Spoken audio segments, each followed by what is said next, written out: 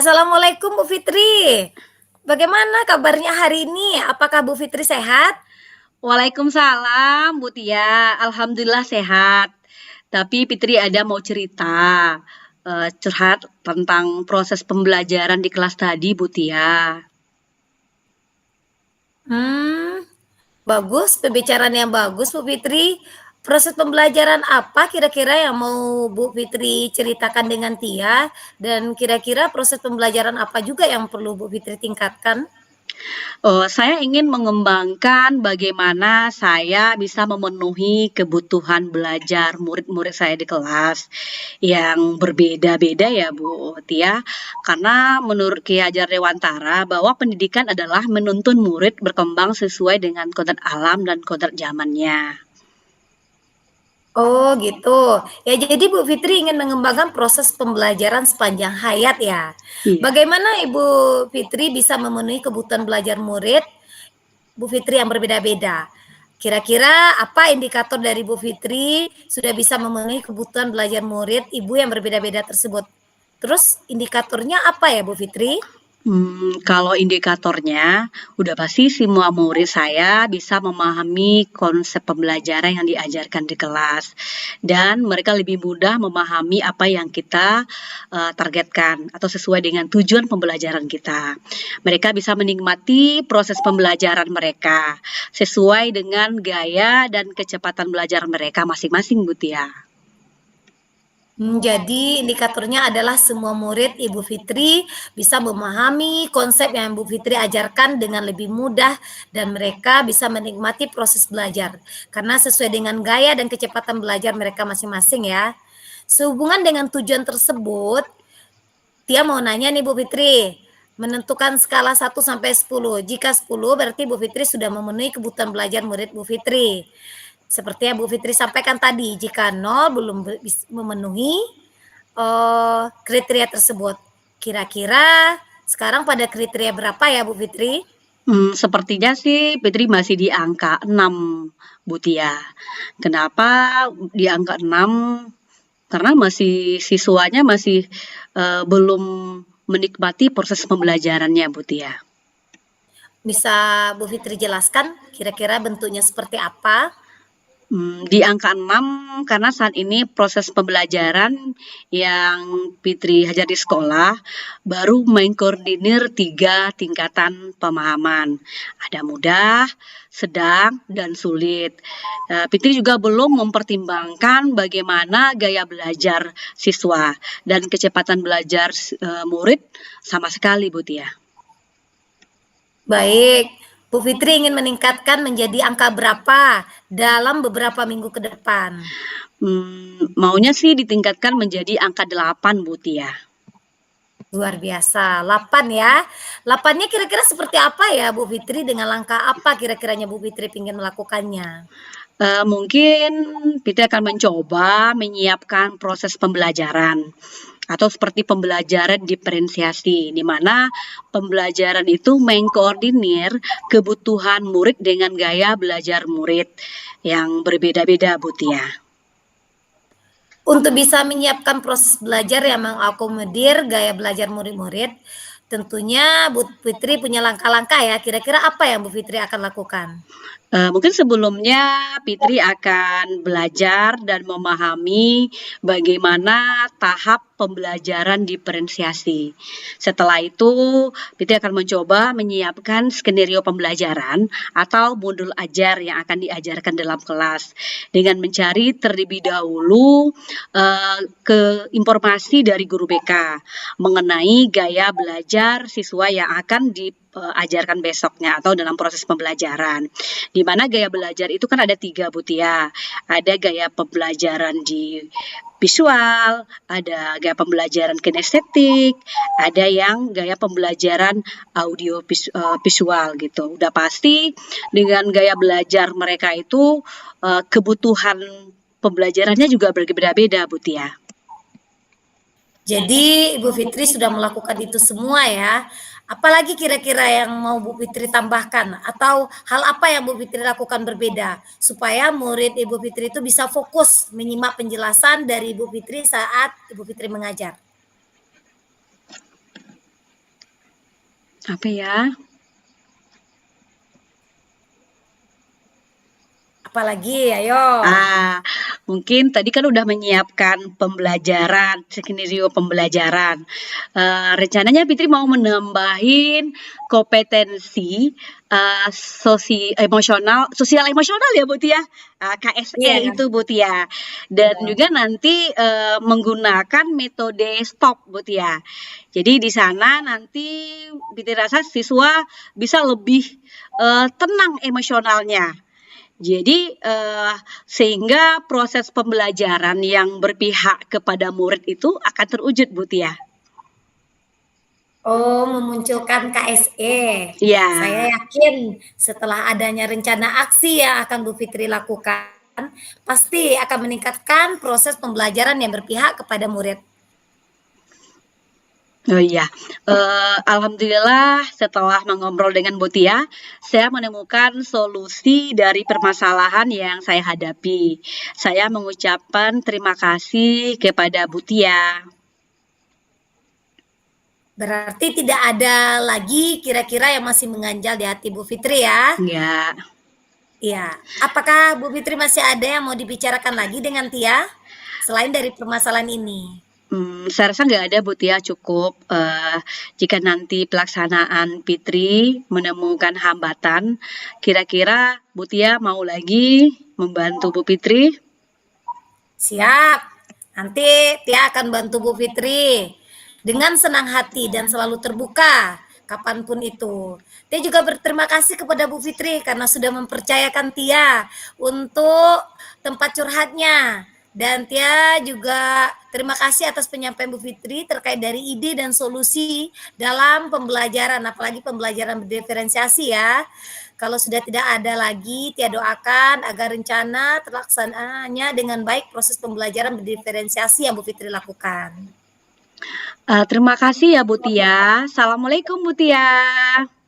Sama-sama Bu Fitri, waalaikumsalam.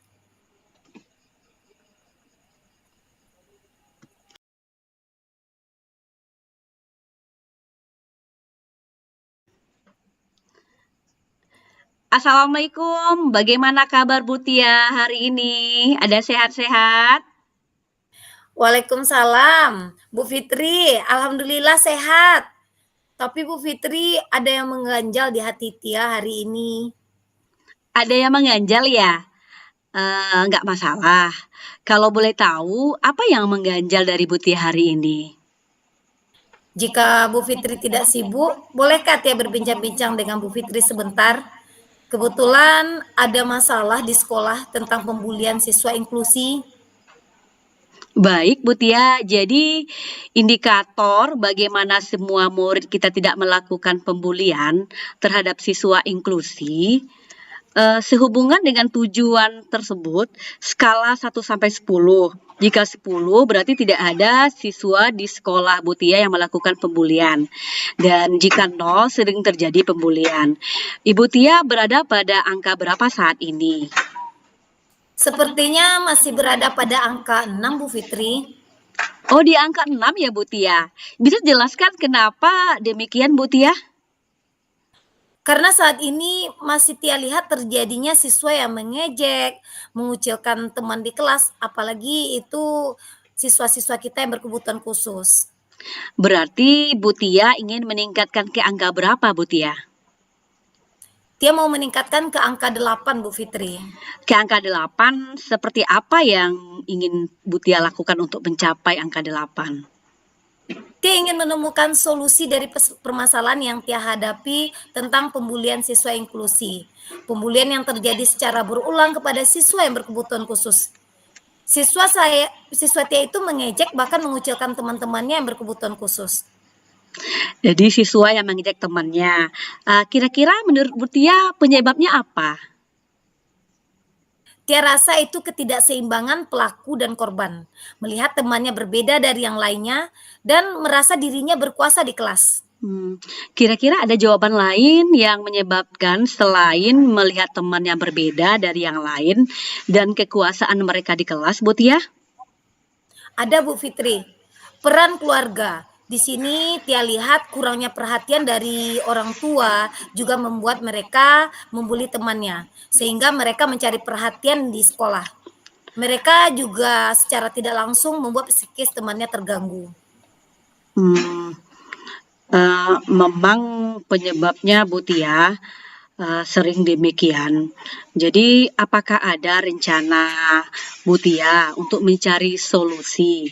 Kira-kira apa solusi dari permasalahan tersebut, Bu Tia? Terkait dari rencana tersebut, langkah awal yang akan Tia lakukan di saat pembelajaran Bu Fitri, Tia berencana untuk memberikan video bahaya pembulian yang dilakukannya terhadap temannya, khususnya teman-temannya yang berkebutuhan khusus. Sehingga nanti dari video tersebut, mereka sadar bahwa pembulian tersebut akan mengganggu psikis temannya. Selain itu, Tia juga berencana bekerja sama dengan wali kelas, guru BK untuk cepat menangani masalah ini. Terkait dengan solusi yang Bu Tia lakukan, lalu ada yang lain yang bisa Bu Tia lakukan? Tia juga punya rencana, Bu Fitri, mengusulkan kepada kepala sekolah. Seperti yang kita ketahui, kepala sekolah kan memiliki kebijakan di sini, Tia akan membuat program ramah anak. Dengan program ini dapat meminimalisir gangguan yang terjadi kepada peserta didik, sehingga memberikan rasa aman dan nyaman dalam belajar, sehingga siswa kita datang ke sekolah lebih bahagia. Jadi nampak bully bukan kepada anak tersebut saja, tapi juga kepada seluruh siswa di sekolah ya Bu Tia. Untuk mewujudkan rencana tersebut, dalam pelaksanaannya pasti Bu Tia membutuhkan dukungan. Kira-kira dukungan siapa saja yang Bu Tia harapkan agar rencana ini terlaksana dengan baik? Dukungan kepala sekolah seperti yang Tia katakan sama Bu Fitri tadi, karena kepala sekolah itu adalah penentu kebijakan, juga peran dari semua warga sekolah. Jadi Tia juga akan berkolaborasi juga dengan walas dan guru BK dan semua unsur yang ada di sekolah. Apakah ada dukungan lain dari pihak internal sekolah atau pihak eksternal sekolah, Bu Tia? Ada, Tia juga berencana bekerja sama dengan Pusat Pelayanan Terpadu Perlindungan Perempuan dan Anak DP3 AP2KB. Bahkan Tia berencana menghadirkannya ke sekolah untuk bisa memberikan materi dan penyuluhan kepada siswa kita agar tidak terjadinya pembulian, Bu Fitri. Karena kalau seandainya pematerinya dari luar, kadang anak kita lebih percaya dan mereka mungkin akan lebih mendengarkan. Jadi langkah yang Ibu laksanakan bisa berdampak positif terhadap sekolah Ibu, terhadap lingkungan lainnya. Jadi agar kegiatan Ibu ini terlaksana secara kontinus, kira-kira bentuk pertanggungjawaban apa yang akan Ibu Tia lakukan? Kebetulan di sini kan Tia sebagai wakil kesiswaan ya Bu Fitri. Pertama Tia berkomitmen dulu menggalakkan program yang akan Tia rencanakan, yaitu program ramah anak. Dengan berkoordinasi dengan kepala sekolah, guru BK, wali kelas, bahkan orang tua siswa untuk memonitor secara langsung dimulai dari kasus yang terkecil agar tidak terjadi pembulian lagi di sekolah. Sehingga permasalahan ini tidak terjadi berulang-ulang. Jadi langkah yang Bu Tia laksanakan pasti akan terlaksana dengan baik, pasti akan berdampak baik untuk diri Ibu sendiri dan juga untuk sekolah Ibu. Pasti sekolah Ibu akan menjadi sekolah ramah anak sesuai dengan apa yang dicita-citakan oleh sekolah ya Bu ya. Setelah itu Ibu menyampaikan dari awal sampai terakhir, ternyata Ibu sendiri secara tidak sadar sudah menemukan sendiri solusinya dari permasalahan yang Ibu hadapi. Bagaimana ini kondisi Ibu sekarang? Apakah masih ada yang mengganjal Bu Tia? Alhamdulillah Bu Fitri, sekarang setelah mengobrol dengan Bu Fitri, Tia menemukan solusi ternyata dari permasalahan yang Tia hadapi. Tia berterima kasih kepada Bu Fitri atas bimbingannya.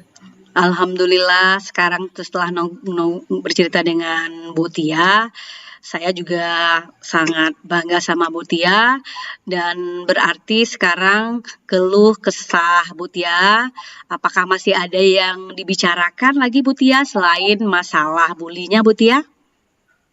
Tia rasa untuk masalah lain nggak ada Bu Fitri, Tia rasa sudah cukup. Jika nanti dalam pelaksanaan Tia menemukan hambatan dan membutuhkan bimbingan, Tia akan menghubungi Bu Fitri lagi. Siap Bu Tia, saya akan senang hati selalu terbuka membantu Bu Tia. Saya berterima kasih kepada Bu Tia karena sudah mempercayakan segala keluh kesah Bu Tia.